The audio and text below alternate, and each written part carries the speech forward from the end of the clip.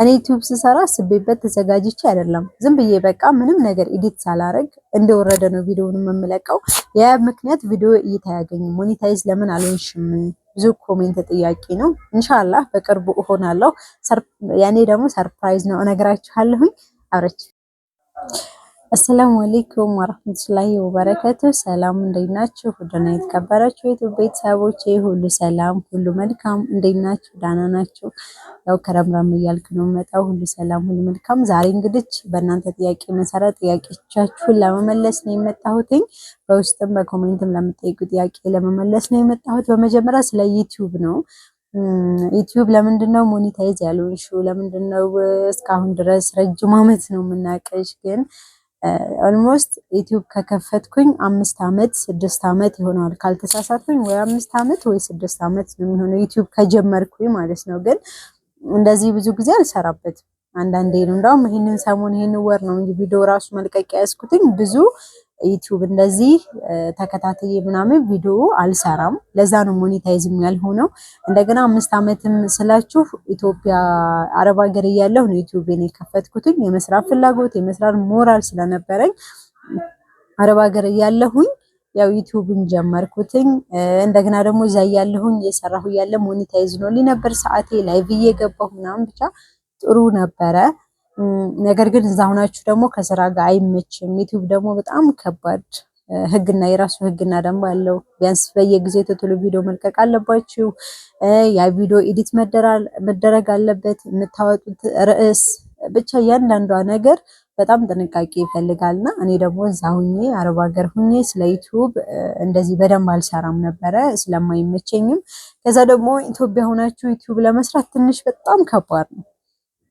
እዚህ ሆኖ ዩቲዩብ መስራት ከባድ ነው። ወይ ቁጭ ብላችሁ ነው የምትሰሩት እንጂ እንደዚህ ቪዲዮ ስትቀርጹ ምናምን በተለይ ሴት ናችሁ ብዙም ይሰራል። ገጠር ላይ በተለይ በጣም ብዙ ሰው የሚወዳቸው ለእይታ የሚስቡ በጣም ብዙ ቪዲዮዎች አሉ። ግን ለሴት አይመችም። እንደዚህ ቪዲዮ ለመስራት ለሴት አይመችም። ሰው ቪዲዮ ተቀርጻችሁ ስታዩ በተለይ የገጠር ሰው ምናምን እንደዚህ ቪዲዮ ስትቀረጹ ሲያው ምንድነው ምናምን ይሆናል አይደል? ለመቅረጽም የማይመች ነው ወደኛ ጋርና ለዛ ነው ቪዲዮ ማልሰራው። ቪዲዮ ደግሞ ሞኔታይዝ ያልሆነውም ለዛ ነው። በየጊዜው ቪዲዮ ስለማልሰራ ኤዲት ስለማላረግ ሰው ደግሞ እንደዚህ ዝም ብላችሁ ቪዲዮ ሰርታችሁ ስታቀርቡ እይታ አይኖረውም። ምንድነው ወይ ፕራንክ ማድረግ አለባችሁ ወይ ፖለቲካ መናገር አለባችሁ ወይ መሳደብ አለባችሁ። በቃ ይሄ ሶስቱ ነው። ወይ በቃ የውሸት ነገሮችን እያመጣችሁ ማውራት አለባችሁ። ያ ደግሞ እኔ ብዙም እንደዚህ ፕራንክ ላይም ጎበዝ አይደለሁም። እንደዚህ ደግሞ ዝም ብዬ ማውራት ያን ያክል አልችልበትም መሰለኝ። ስለ ፖለቲካም ስለምንም እኔ እንደዚህ አይነትም እውቀትም ስለሌለኝ በዛ ምክንያት ዩቲዩብ ሞኔታይዝ አልሆነም። እና ደግሞ በመሃል ስለማቋረጥ ዩቲዩብ ምን አለ መሰላችሁ ዩቲዩብም ያላችሁ እዚህ ውስጥ ልትኖር ስለምትችሉ ለምሳሌ የዛሬ ዓመት ዩቲዩብ ከከፈታችሁ የዛሬ ዓመት ድረስ ሞኔታይዝ መሆን አለበት። የዛሬ ዓመት ድረስ ሞኔታይዝ ካልሆነ ሰዓቱ ካልሞላ ከዛ ይቀንሳል ሰዓታችሁ። ለምሳሌ የዛሬ ዓመት ዛሬ ጀምራችሁ የዛሬ ዓመት ድረስ ሞኔታይዝ መሆን አለባችሁ። ያ ካልሆነ ልክ ዓመቱ ሲሞላ ሰዓቱ እየቀነሰ ነው የሚሄደውና እኔ ደግሞ እንደዛ መሆኑን አላውቅም ነበርና ሊሞላ ሰዓቴ ትንሽ እንገርማችሁ 5 ሰዓት ብቻ ነበር የቀረኝ።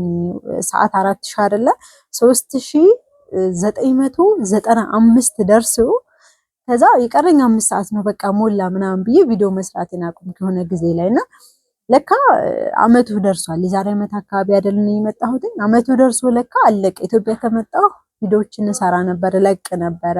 በተለይ የመጣሁ አካባቢ የገጠር ላይፍ ምናምን ለቅ ነበርና በዛ ሰዓቴ ጥሩ ሂዶልኝ።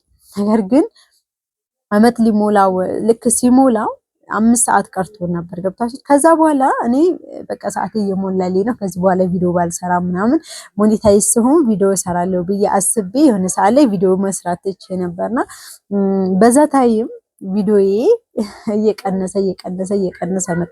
ያኔ አካባቢ እየታየልኝ የነበረው እንትን ሰዓቱ እየቀነሰ ሲመጣ ሰዓቴ በሙሉ ጠፋ ማለት ነውና ሙሉ በሙሉ እኔ ሞኔታይዝ አልሆንኩም። ሞኔታይዝ ብሆን እናንተ ጋር ማስታወቂያ ይመጣ ነበር። በእርግጥ ኢንሻአላህ ወደፊት ሞኔታይዝ እንደምሆን ተስፋ አለኝ። ለኔ ግን ዩቲዩብ በአንድ ጎንም የሚጠቅመኝ ነገር አለ።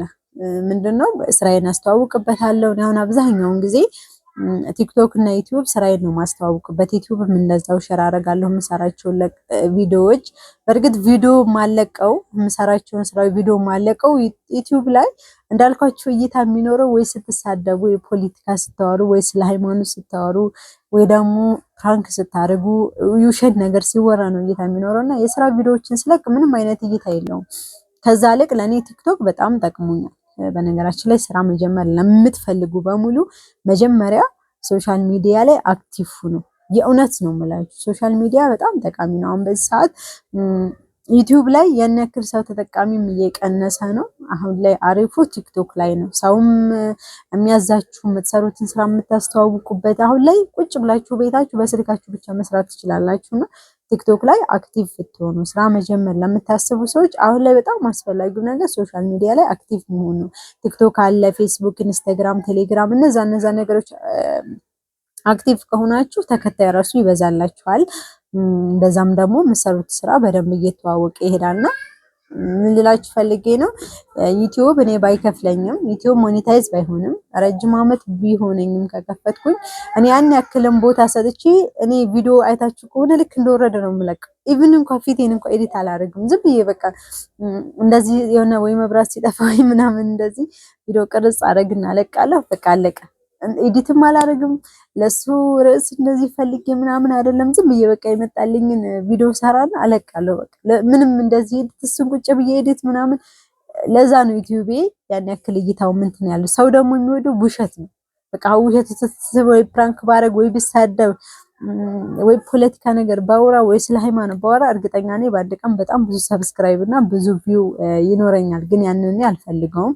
የሰው ሃይማኖት ነክቼ ስለ ፖለቲካ አውርቼ ወይ ተሳድቤ ምናምን የመጣው እንትን ቢቅርብኝ። ለዛ ነው እኔ ብዙም ዩቲዩብ ላይ ያን ያክል ያደረኩት። ግን ቲክቶክ ላይ አለሁ። ሪም ዲዛይን፣ ሪም ትራስ ልብስ ምናምን ብትሉ ቲክቶክ ላይ አክቲቭ ነኝ። ቀን በቀን ቪዲዮዎችን እንለቃለሁ። የምሰራቸው ማስታወቂያዎች በዛ ነው የምለቀው። አሪፍም ስራ እየሰራ ያለሁት በዛ ነው። ግን ስራ መጀመር ላሰባችሁ ሰዎች መጀመሪያ ሶሻል ሚዲያ ላይ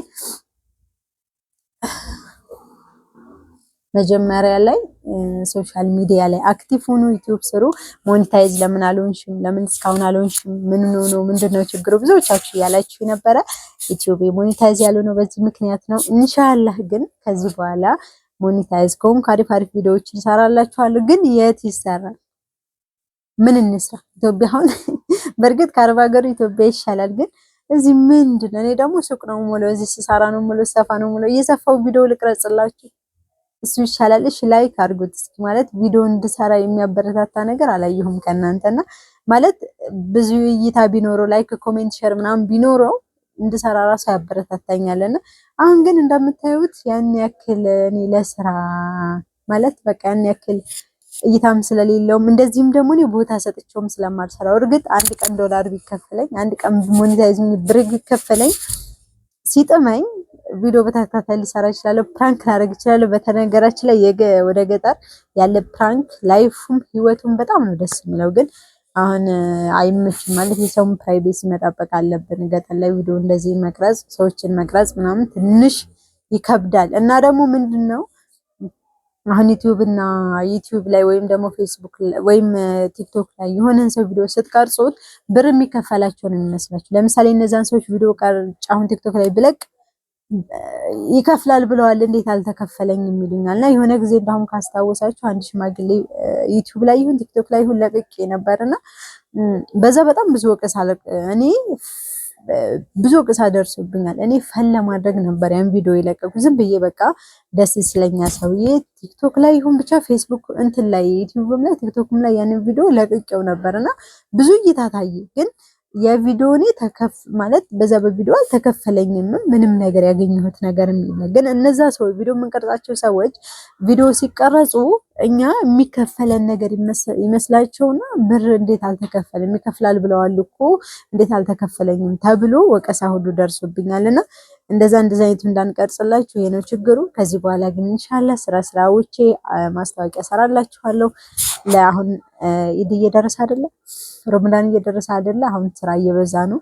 ስለዚህ እናንተ ማዘዝ ለምትፈልጉ ሪም ዲዛይን አድራሻ ወሎ ሀይቅ፣ ወሎ ወረባቦ፣ የትም ሀገር ወሎ ውስጥ የትም ቦታ የትም ሀገር አደርሳለሁ። ከእናንተ የሚጠበቀው ማዘዝ ብቻ ነው። በታማኝነት ነው የምሰራው። የሰራሁላቸው ልጆች ያውቃሉ እና እዘዙ። ሪም ዲዛይን ሁሉም ቦታ አደርሳለሁ። ማንኛውንም ትዕዛዝ እቀበላለሁ። እናንተ ብቻ ማዘዝ ነው የሚጠበቀው። ሰላም አለይኩም ወራህመቱላሂ ወበረካቱ።